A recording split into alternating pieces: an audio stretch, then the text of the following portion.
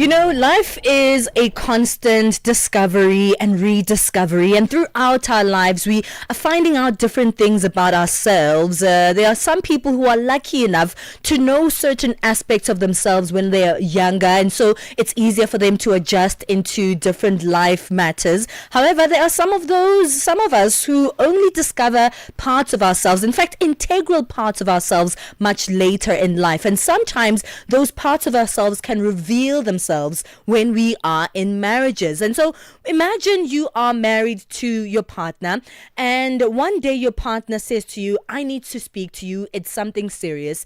I have discovered about myself, and whether it's something that I've always known or it's a new discovery, my sexuality is not what I think it was. So I'm coming out to you as my partner. I am gay, I am lesbian, I am transgender, and this is now information that both of us will have to deal with. Obviously, it is quite jarring for both parties. The partner who's coming out, which is something that's quite scary, especially depending on which parts of the world that you are. But it is quite hard to reveal yourself and be vulnerable in that space, and also quite jarring for the partner who's hearing these news, who thought they know this person, who thought that they were sure that this person was going to be their person for the rest of their life, and now they have to deal with this new information.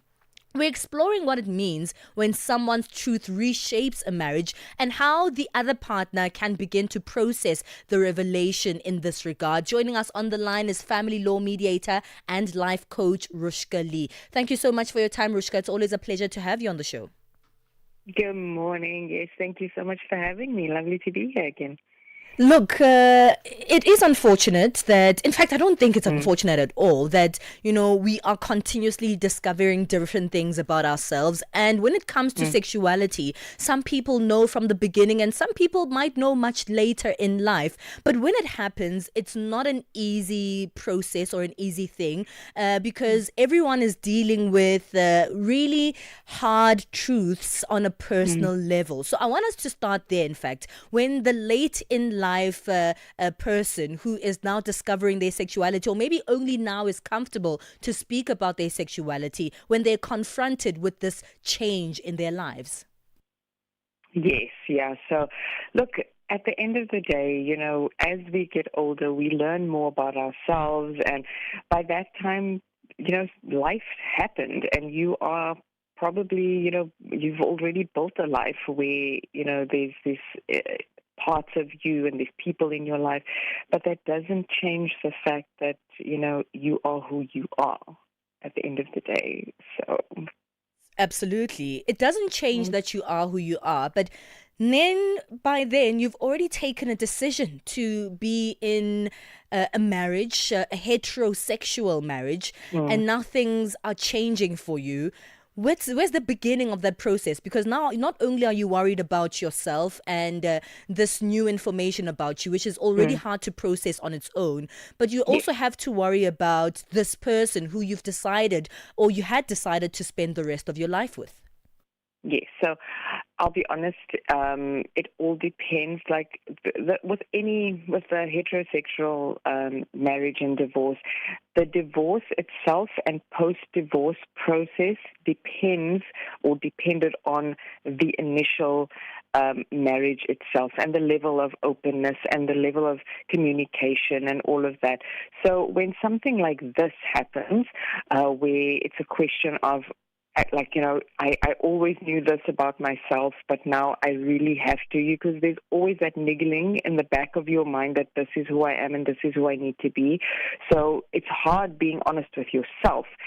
But the fear of coming out and speaking to the partner shouldn't be the main aspect of this transition, because if there isn't a good, strong relationship and there is open communication, yes, it is difficult, of course, but it should be as a support, not a shock, kind of a thing. So you're dealing with a lot internally and all of that, and all you're looking for is somebody to talk to and somebody to support you in this decision moving forward. Yeah, unfortunately, it's not that easy because even though you might be reaching out to your partner and expecting support, they're Mm. also going through quite a number of feelings themselves. And Oh, some of yes. them might be anger. Some of them, they might feel like, did you always know this? Why are you only telling me now? Why did you Mm. allow me to be a part of this relationship or this marriage and you were going to turn my life upside down? And sometimes it's not even a matter of moving straight to divorce. It could be like, okay, how do I fit in this new picture? Mm. So let's chat a little bit about that. What are the questions that this partner who, is being told this information has to process?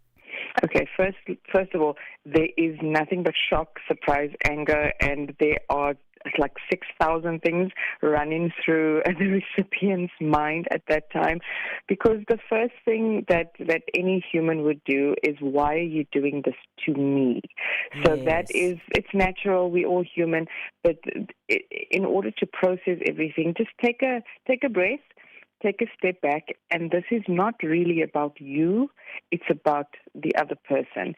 Yes, they were confused. Yes, they probably didn't know. Yes, they did have an inkling at the back of their mind. But at the end of the day, it took a lot for them to come to this point.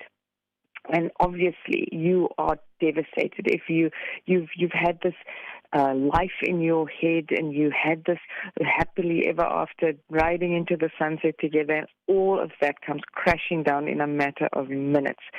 So what I would then suggest is, firstly, see somebody, see somebody to go through the emotions of everything, but process it first, understand it first, before it gets to a point where the authorities get involved, before we get, go down that road where I'll take you for everything you have because you hurt me.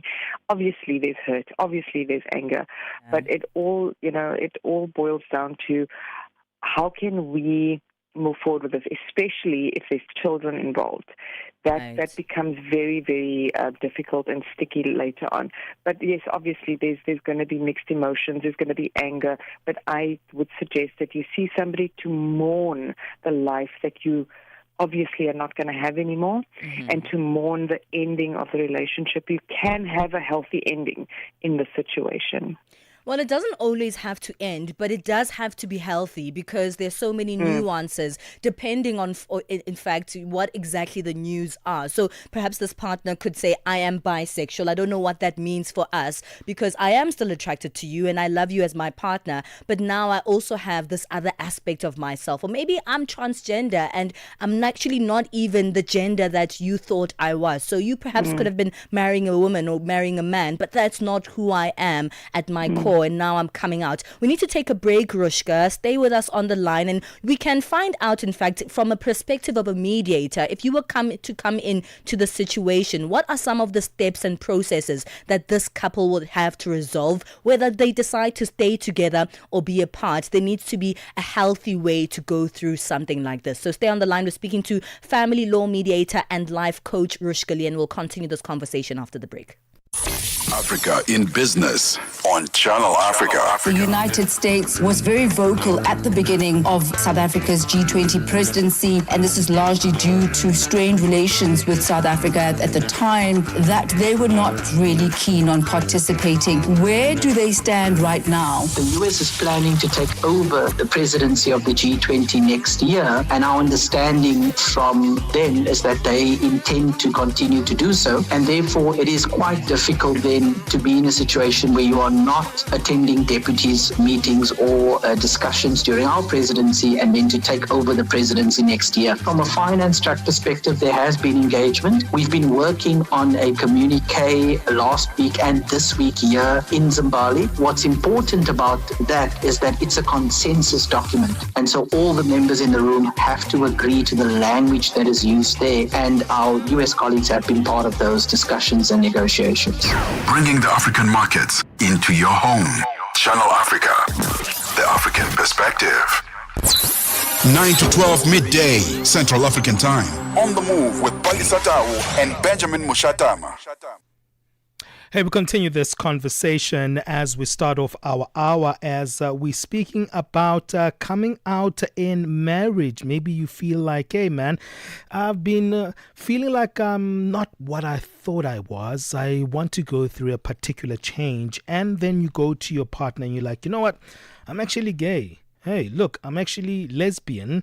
For the person who's coming out, it's probably a moment of freedom, of liberation, but the other partner is at a place where they might feel that they've been betrayed. Other people feel like maybe their life is going to dramatically change. How do you navigate such a conversation? Rushka Lee is a family law mediator and life coach here.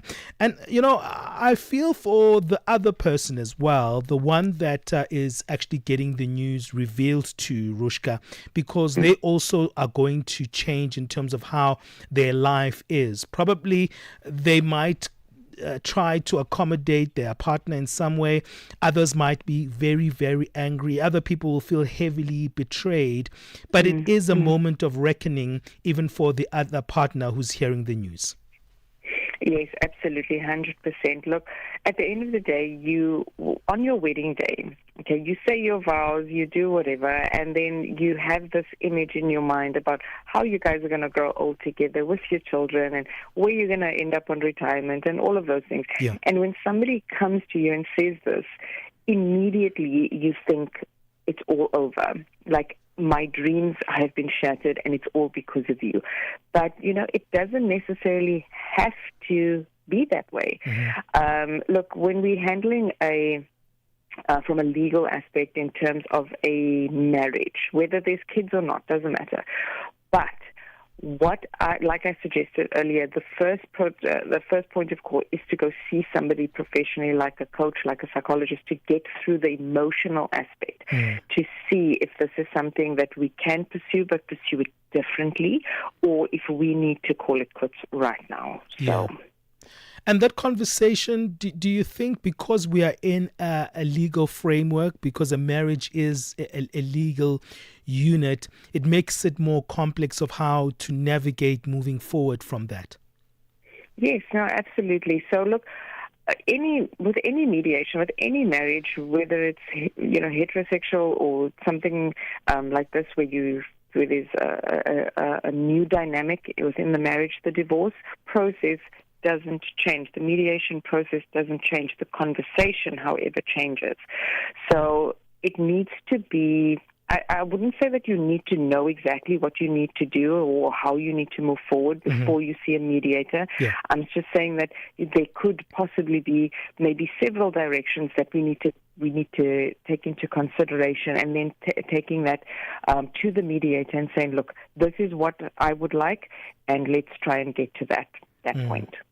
But also there's that emotional element as well on this one, and that means life will change. There may be children involved. How do you orientate that lifestyle change? Because the gender change is not a very simple one. Of course, at times you have to relate this message not only to each other, but also make sure that you're transparent to children. Also now you also have to extend that messaging to family members. Oh, yes. So that, I think, is probably one of the biggest aspects of this, is the social aspect. It's the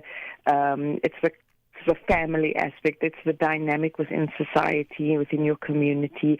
And because it's not highly, accepted, I would say, in a lot of circles, especially on this continent, it all depends, on the level of acceptance, because this can, when you look at it, this can be a possibility of teaching children, your children, our children, the community's children at school, about acceptance.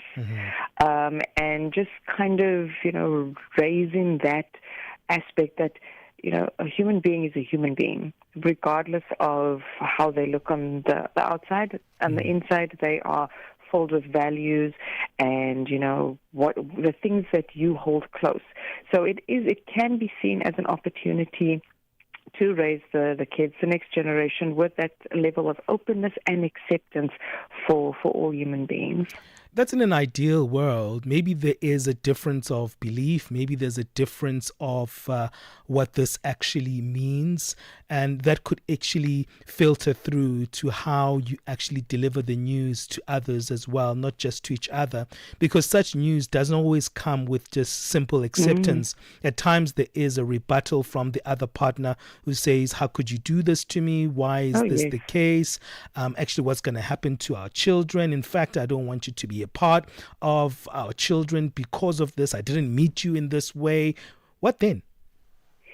So that is a discussion and a half to have and to make sure, because no matter how you get to this point of divorce, the first thing, and this is what the highest courts in the land follow this, the best interests of the children. And that is of paramount importance, regardless of who you are, who you would like to be, how you turn out, and who you are involved with. That is of paramount importance. It's the best and the well-being of the children involved. So how do we know that? Is by knowing your child and by knowing and understanding and having that open discussion of it. We agreed on the day that we said I do's. We agreed that we were going to raise the children in this way and that way, and this is the values and this is the system that we were going to use. And if whatever happens contradicts that, that is a bigger conversation that needs to be had, but does need to be had. Seems like a very complex scenario indeed, and it's not an easy one to navigate, but that honest conversation, if you are in that situation, needs to actually happen. Well, Rushka, thank you for joining us. Where can people find you if they want to get your services or they want to find you maybe online? Maybe you do stuff on social media? Yes, of course. They can find me on my Instagram handle is at Rushka Lee, RUSHKALEE. Thank you, Rushka. It's always good having you on the show. You always give us sober advice. That's Rushka Lee, family law mediator and life coach. And we want to get your thoughts on that one. Let us know on all our platforms what you think on that. Speaking about platforms, thank you to everyone who's joining us on our live stream. I see Blackson Piri there on our live saying, we will be together until midday. Well, thank you for joining us until midday right here on Channel Africa.